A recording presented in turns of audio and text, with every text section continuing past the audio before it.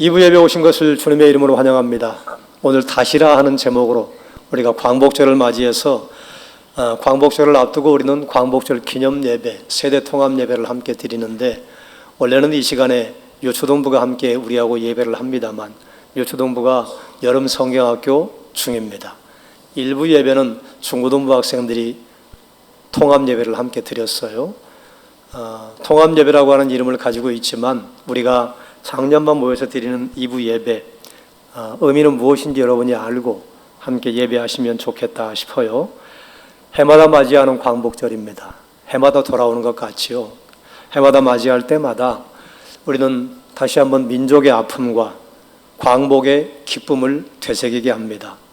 1945년 8월 15일에 일본 제국이 패망해서 한국이 일본의 식민 지배로부터 해방되었습니다. 그리고 3년 뒤에 1948년 8월 15일에 대한민국 정부가 수립되었습니다. 이날이 직장인들에게는 쉬는 날이에요. 그래서 우리 청년들도 쉬는 날을 껴서 항상 광복절 전후로 해서 수련회를 진행을 합니다. 그런데 학생들에게는 공휴일이 좀 아쉬워요. 늘 광복절은 방학 중간에 있잖아요. 그러니 광복절이 학생들에게 이런 생각이 들 것 같아요. 어른들은 휴일이 주일하고 겹치면 대체 휴일 주는데 우리는 대체 방학 안 주나? 그런 생각을 할 것 같지 않아요? 그리고 지난 화요일이 수능 D-100일이었습니다. 그러니 광복절은 고3들에게는 수능 D-100일을 통과하고 첫 공휴일이라 그 공휴일인지 별로 감동이 없어요.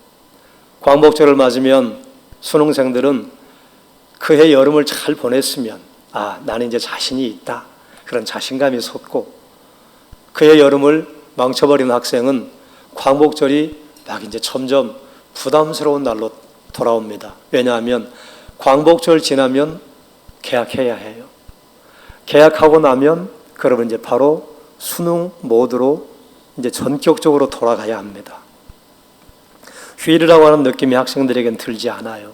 그런데 우리 장년들에게는 광복절은 휴일입니다. 일본의 혹독한 식민지 지배를 당했던 우리처럼 이스라엘도 나라 잃은 슬픔을 혹독하게 치렀습니다. 이스라엘은 바벨론에게 멸망한 후에 이방 제국으로부터 지속적인 식민 통치를 받았습니다. 특히 바벨론에서 70년의 포로 생활을 마치고 돌아온 포로 귀환 공동체는 꿈을 꿨어요. 이사야와 예레미야 선지자를 통해서 하나님께서 내가 너희를 회복시킬 것이다. 그리고 예전의 영광을 내가 다시 한번 너희에게 허락할 것이다. 예언을 했기 때문에 그 예언에 대한 기대감이 있는데, 시온 땅으로 돌아왔더니 웬걸 여전히 절망이에요. 그들이 바벨론에서 세계 최고의 제국, 세계 최고의 수도에서 그래도 꽤 괜찮은 시설에서 어쨌든 거기서 노예로 살았든지 빈민 생활을 했든지 아니면 괜찮은 생활을 했든지, 그리고 왔더니 예루살렘 초토화된 땅이에요. 예루살렘 성은 무너진 지 오래됐고 성벽도 무너진 지 오래됐고, 그리고 농사를 하려고 농토를 봤더니 농토가 성한 게 하나도 없어요. 신기하게도 우리가 뭘 먹으려면 이마에 땀을 흘려야 되고, 예전에 농부가 쌀나무 옆에 벼에게 88번을 가야 우리 밥상에 밥이 오른다 그래서 쌀 밑자가 88을 뒤로 뒤집어 놓은 거잖아요. 그만큼 손이 많이 가요. 그런데 신기하게도 한 일주일만 논밭을 돌보지 않으면 잡초는 어쩌면 그렇게 왕성하게 자라는지, 잡초는 신기하게도 우리가 돌봐주지 않아도 생명력이 왕성합니다. 그러니 예루살렘이 70년 동안 황폐화돼서 그냥 그대로 방치가 되었으니 예루살렘 전국에는 농토가 어땠겠어요? 볼 것도 없이 잡초투성이었을 것입니다. 예루살렘을 보는 순간 이스라엘 백성들이 망연자실했을 거예요. 저걸 어떻게 우리가 다시 회복하지? 저걸 어떻게 다시 쌓지? 요즘이야 중장비라도 있죠. 중장비를 동원해서 쌓기라도 할 텐데 그때는 몽땅 다 하나씩 손으로 옮겨야 합니다. 그때 썼던 도구라고 하는 게 지혜 때 말고는 별로 변변한 게 없어요. 그러니 내가 어떻게 저걸 하나? 우리가 어떻게 저걸 하나? 이러고 있을 때가 지금 스가랴 1장이에요. 그 상황에 하나님께서 희망의 메시지를 선포하고 있는 것이 본문입니다. 8절에는 붉은 말을 탄 사람이 등장합니다. 그리고 그 뒤에는 다른 말들이 따르죠. 우리는 이제 이 말 탄 자들이 왜 나오나? 이게 이유가 뭐지? 이해가 잘 되지 않는데, 붉은 말 탄 자가 화석류 나무에 서서 여호와의 사자에게 보고합니다. 그럼 이게 어떤 배경이 있는가? 역사가 헤로도토스가 역사라고 하는 책을 썼는데 거기 보면 페르시아의 관리자들은 말을 타고 정기적으로 제국을 순찰합니다. 그리고 최고 통치자에게 보고했어요. 그러니까 페르시아의 식민지 백성들은 말 탄 순찰대가 지나가면 가슴이 두근반 세근반 하는 거예요. 저 사람들이 뭘 또 트집을 잡나? 저 사람들이 가서 우리 지역에 보고를 잘해줄까 잘 못해줄까? 그러니까 말 탄 자들이 등장하면 식민지의 백성들은 바로 통치자를 생각을 하는 거예요. 통치자가 보고 있다. 지금 다니면서 보고 있어. 그러니까 너희 조심해. 순찰 때만 오면 그냥 가슴이 두근반 세근반 하는 거예요. 예전에 우리 속담에 그런 말이 있었잖아요. 애가 울면 뭐라고 그래요? 호랑이 온다, 순사 온다. 두 개였어요. 그러면 애도 울음을 그친다고. 순사는 그렇게 무서웠습니다. 그 순사라고 하는 게 일본 제국주의에서 만들어진 개념 아니에요. 무서운 자들이었어요.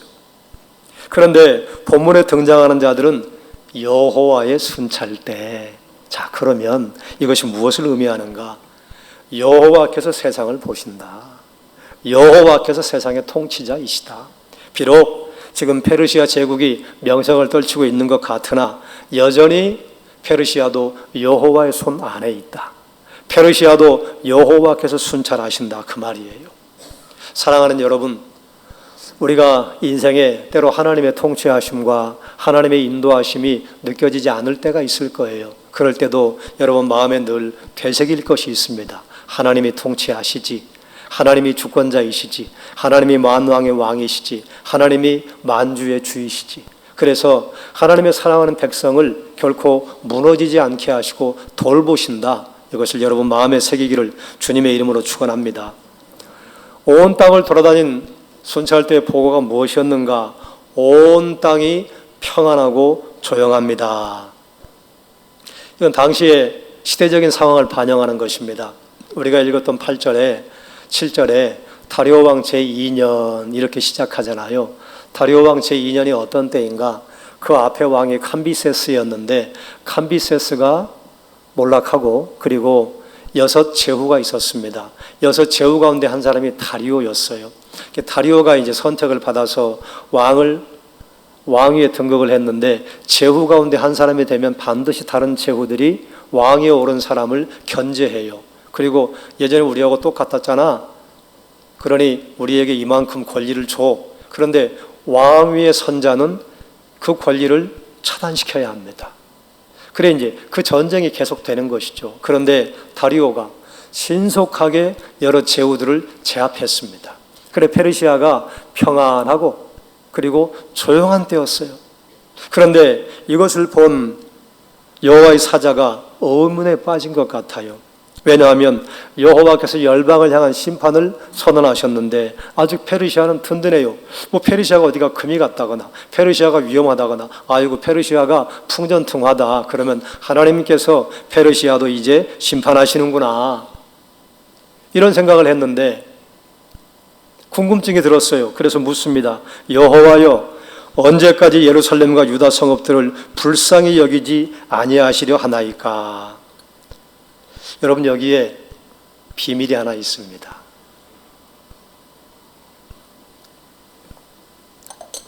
여호와의 천사도 여호와의 사자도 내일 일을 몰라요. 하나님의 계획을 몰라요.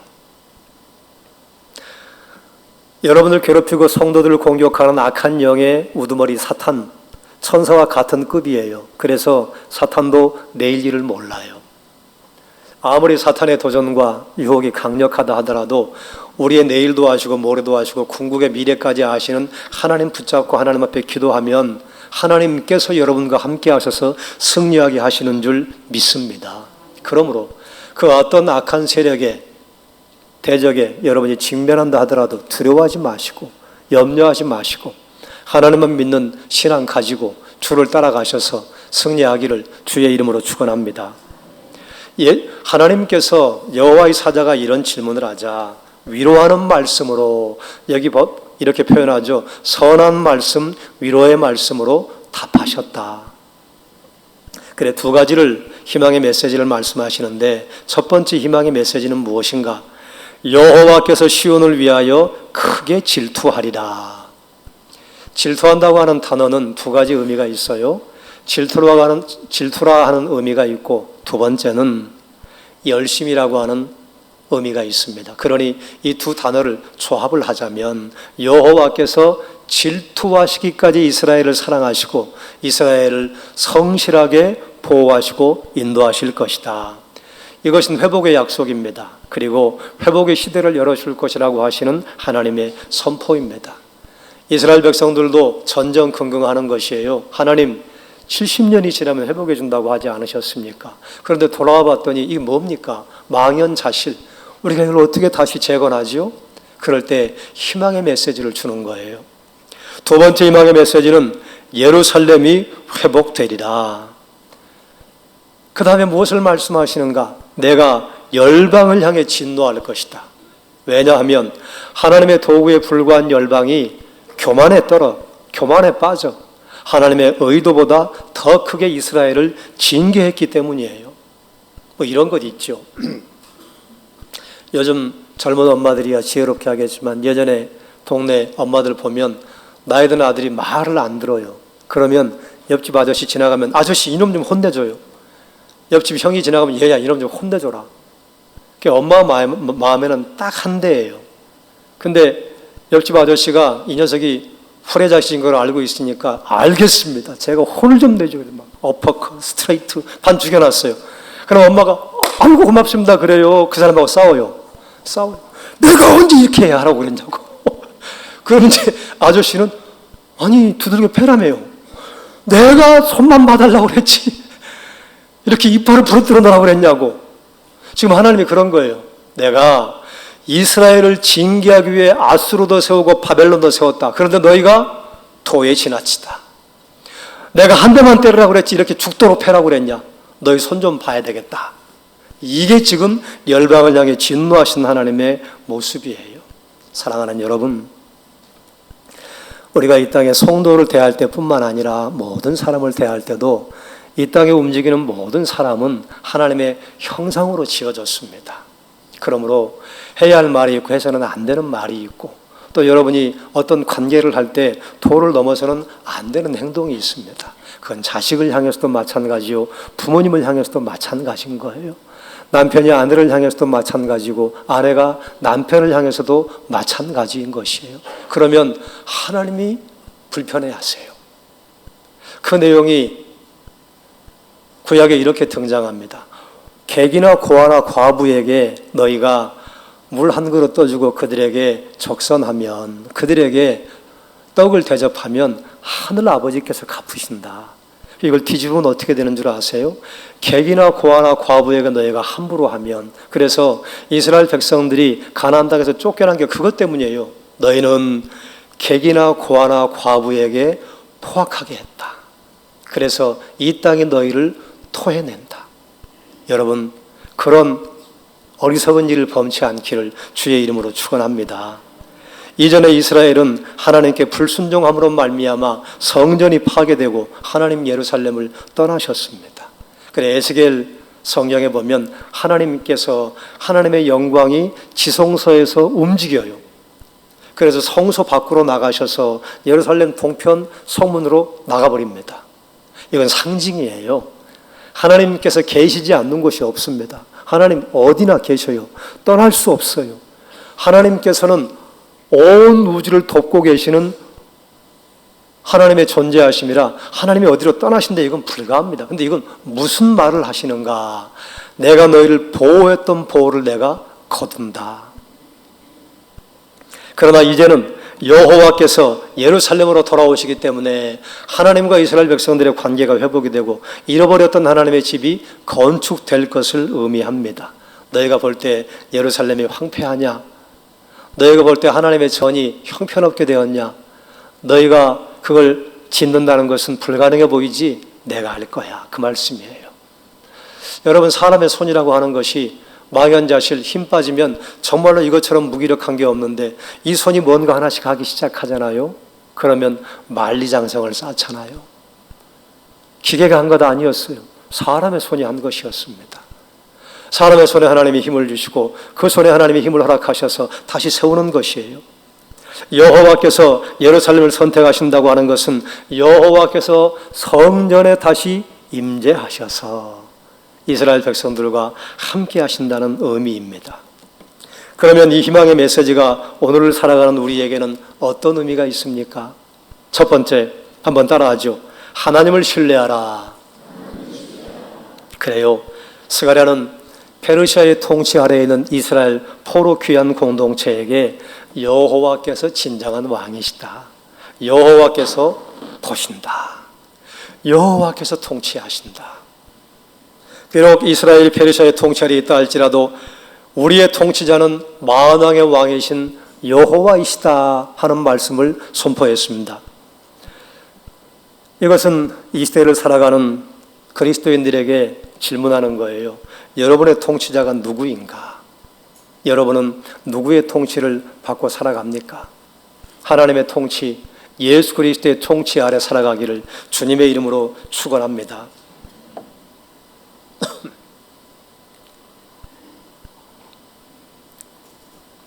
요즘 그리스도인들 가운데 어떤 사람은 친미, 어떤 사람은 친중, 어떤 사람은 좌, 어떤 사람은 우로 나뉘어서 서로 대립해서 갈등을 겪고 있는 상황들이 종종 발생합니다.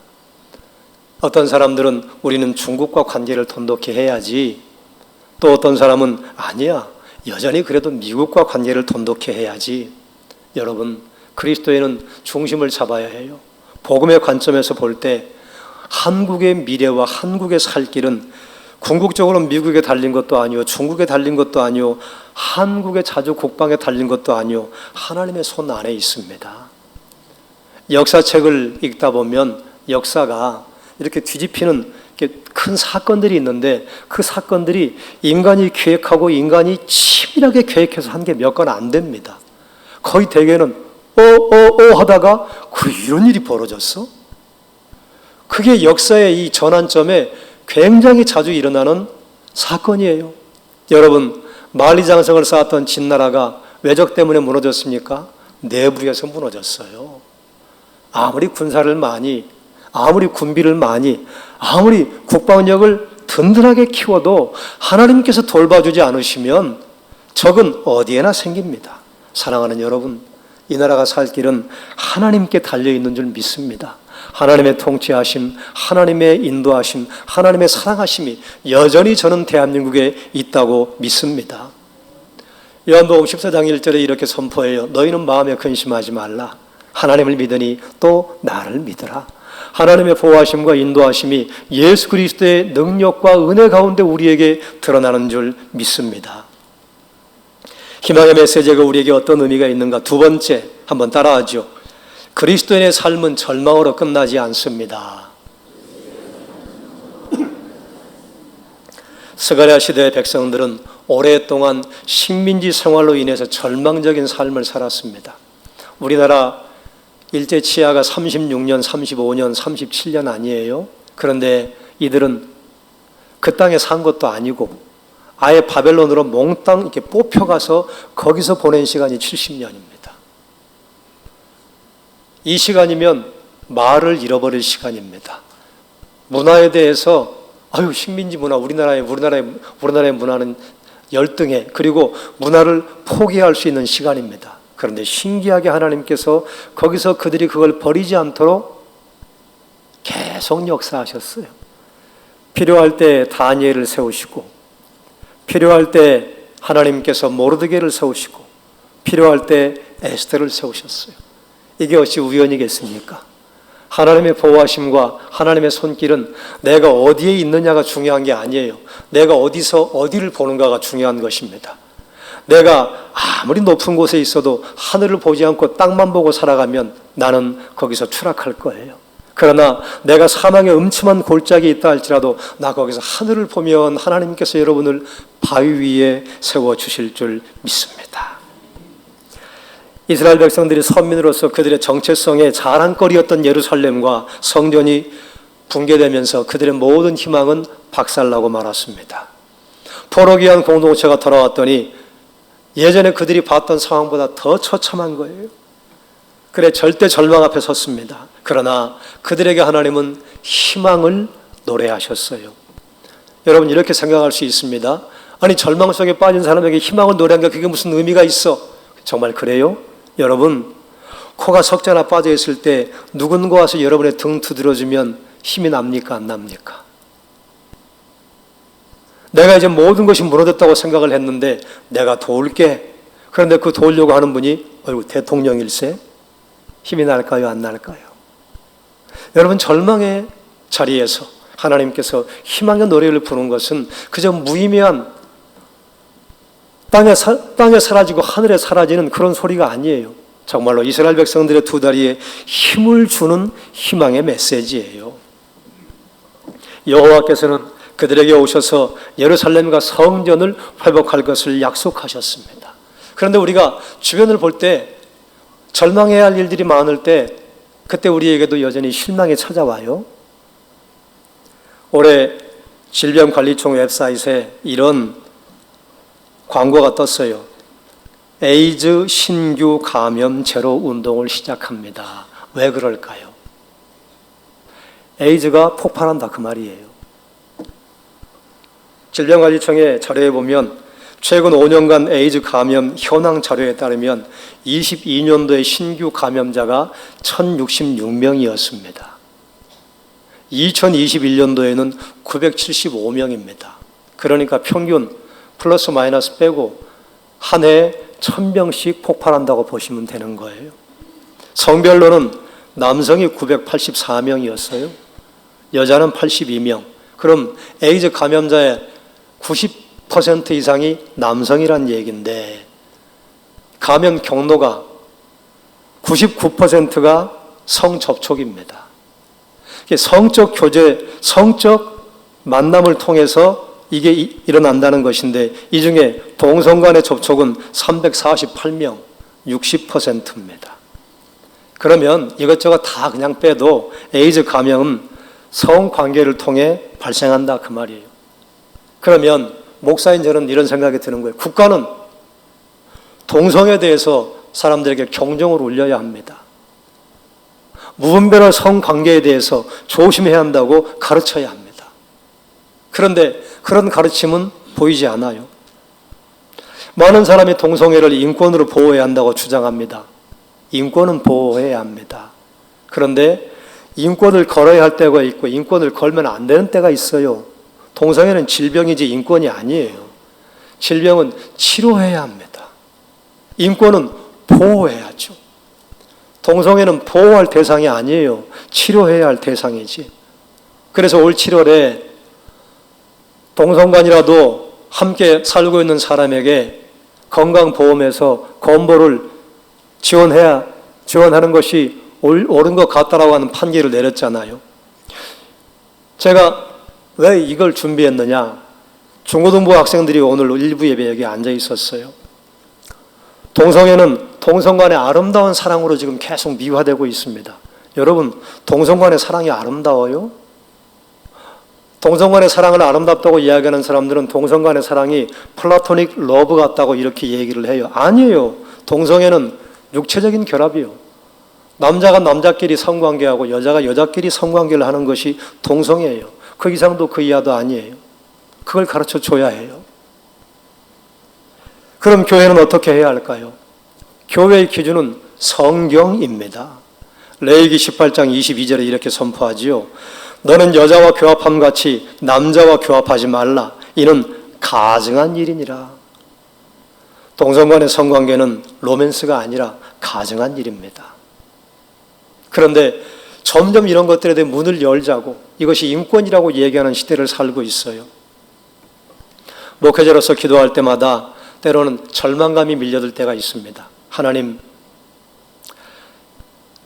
우리 세대도 지금 중년을 살고 있는 40대, 50대, 60대도 그 앞에 70대, 80대 어른들이 볼 때 아이고 저 녀석들이 어떻게 살까 염려하던 시대였습니다.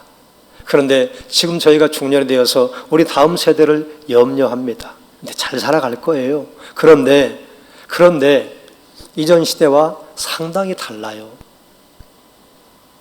때로 현실에서 절망적인 소식을 들을 때 그때 절망이 우리를 짓누를 수 있지만 하나님은 여전히 우리에게 희망의 메시지를 주세요. 항상 기뻐하라, 범사에 감사하라, 쉬지 말고 기도하라. 이는 그리스도 예수 안에서 너희를 향한 하나님의 뜻이니라. 이 말씀은 지금도 우리에게 여전히 선포되는 말씀이에요. 1, 2차 세계대전 이후에 서구의 허무주의가 휩쓸었습니다. 이건 뭐 인간의 이성과 인간의 과학이라는 게 무슨 의미가 있나? 그러니까 내일이 무슨 소망이 있나? 그냥 오늘 하루를 살자. 어떻게? 그냥 오늘을 즐기며 살자. 어떻게? 쾌락으로. 그래서 그 세대가 히피 문화에 빠져서 술, 마약, 담배, 프리섹스, 그것이 불신자들에게만 문제였던 것이 아니라 교회까지 들어왔어요. 당시에 교회의 지도자들은 이제 서구의 교회는 이렇게 무너지는 것입니까? 하나님 앞에 뜨거운 기도를 했습니다. 그런데 하나님은 그러지 않으셨어요. 내가 이 반석에 내 교회를 세우리니 음부의 권세가 이기지 못하리라. 할렐루야. 불꽃 같은 세대를 세우셔서 그래도 교회가 이러면 안 되지. 교회가 그래도 이건 아니지. 그래서 하나님 앞에 기도하고 무릎 꿇는 세대가 세워. 그리고 그 가운데 조나단 에드워드라고 하는 목회자 한 사람이 하나님의 회개를 선언하기 시작했습니다. 조나단 에드워드가 막 뜨겁고 이렇게 열광적인 사람이 아니었어요. 굉장히 이렇게 조심스럽고 내성적인 목회자였습니다. 그런데 그가 우리는 하나님의 말씀대로 살아야 합니다. 그런데 그 말씀이 선포되자 미국이 성령의 불길이 들끓기 시작했습니다. 그렇지, 우리가 이렇게 살면 안 되지. 그래서 미국의 대부흥 운동이 일어났어요. 그 대부흥 운동에 감동받은 사람이, 선교사로 헌신한 자들이 한국으로 온 자가 언더우드와 아펜젤러와 알렌입니다.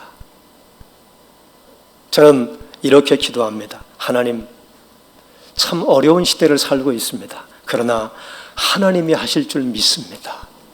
우리와는 다른 세대, 우리보다 더 거룩한 세대, 우리는 아무리 피하려고 피할 수 없는 유교에 물든 기독교, 기복주의에 물든 기독교를 가지고 있는데 하나님 전혀 새로운 세대가 세워질 것을 믿습니다.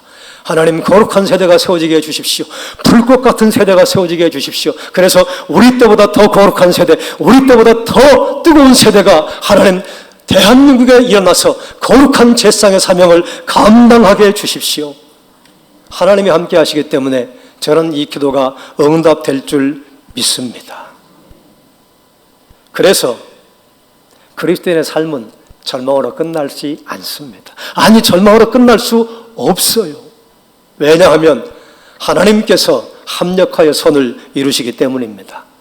세 번째, 하나님께서 선포하신 포로 귀한 공동체가 받은 희망의 메시지는 우리에게 어떤 의미가 있는가? 한번 따라하죠. 기다림이 필요합니다. 여러분, 포로 귀한 공동체 예루살렘 회복과 성전 건축을 약속하셨는데 이루어졌습니까? 아직 아니에요. 그로부터 무려 15년이 지난 뒤에 성전 완공이 이루어지고, 이로부터 60년이 지난 뒤에 느헤미야라고 하는 총독을 보내셔서 성벽이 재건되게 하십니다. 포로 귀한 공동체가 갔을 때 성전 건축과 예루살렘의 회복이 이루어지지 않았습니다. 그러나 이루어질 것입니다. 그리고 반드시 이루어졌습니다.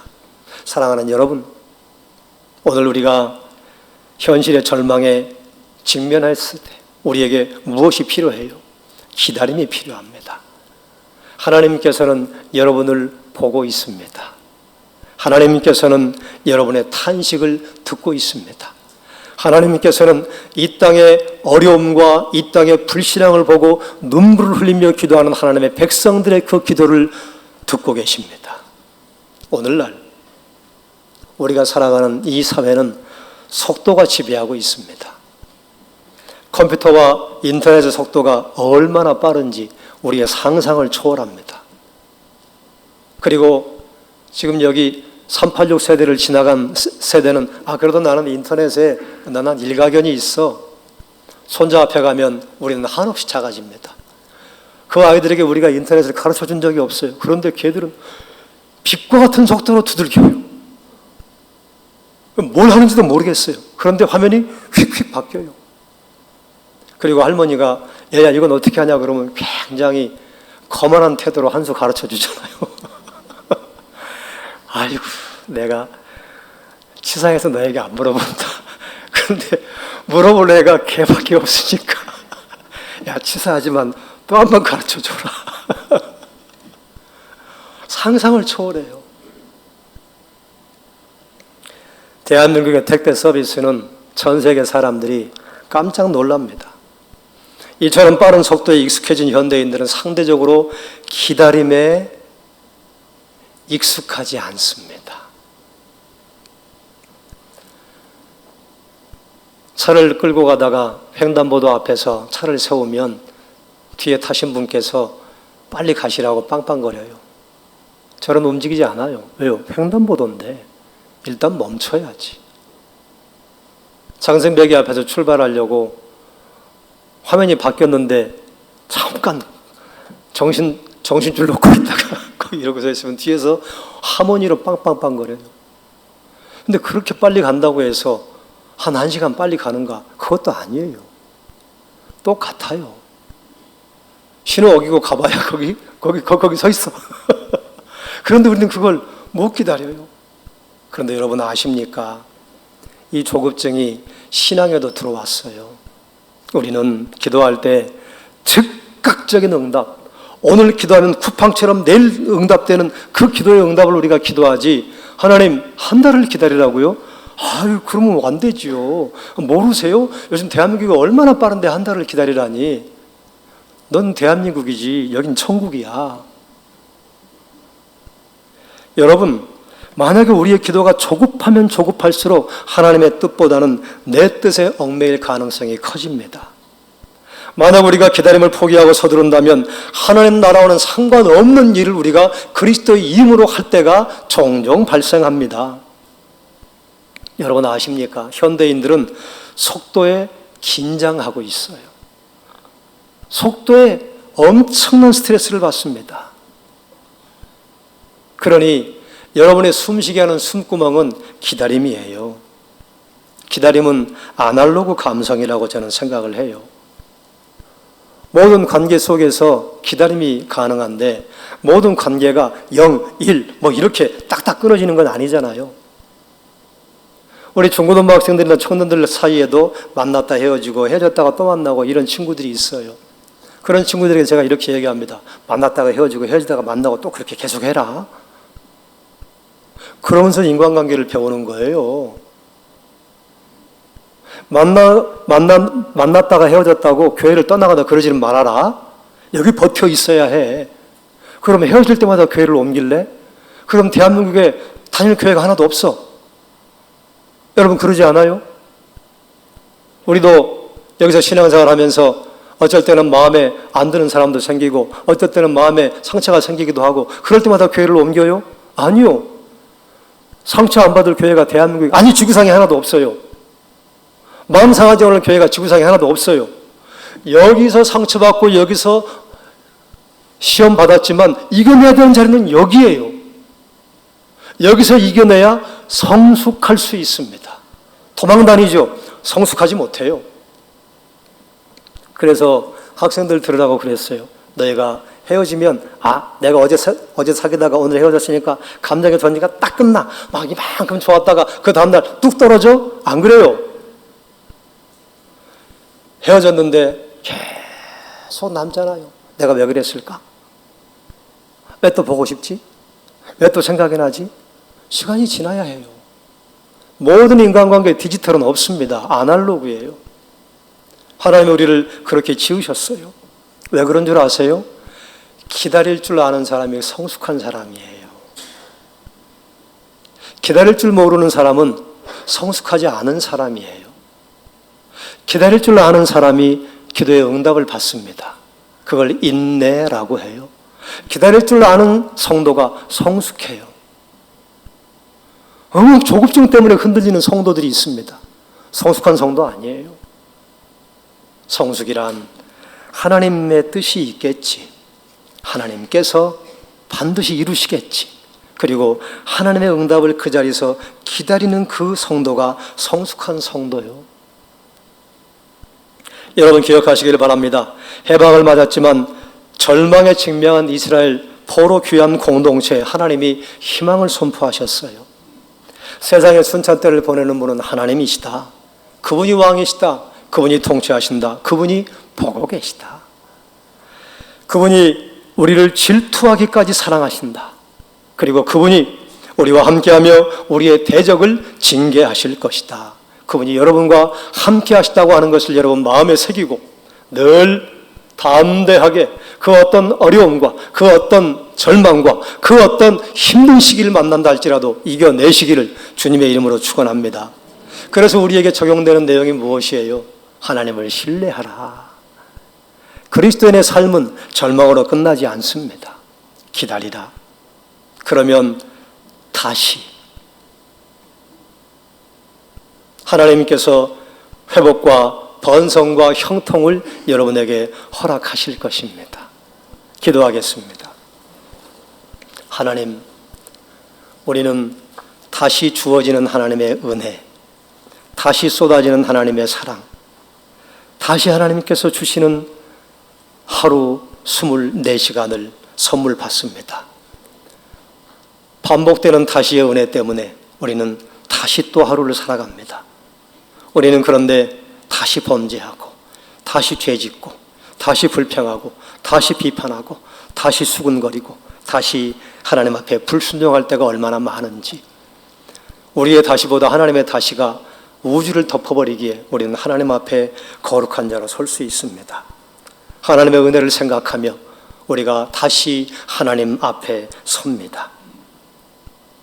하나님을 바라보며 하나님을 신뢰하고 하나님의 응답을 기다리며 하나님의 사랑하심과 하나님의 확실하신 인도하심을 기다리게 하여 주옵소서. 그리하여 성숙한 자로 살게 해주시기를 원하옵나이다. 예수님의 이름으로 기도드립니다. 아멘.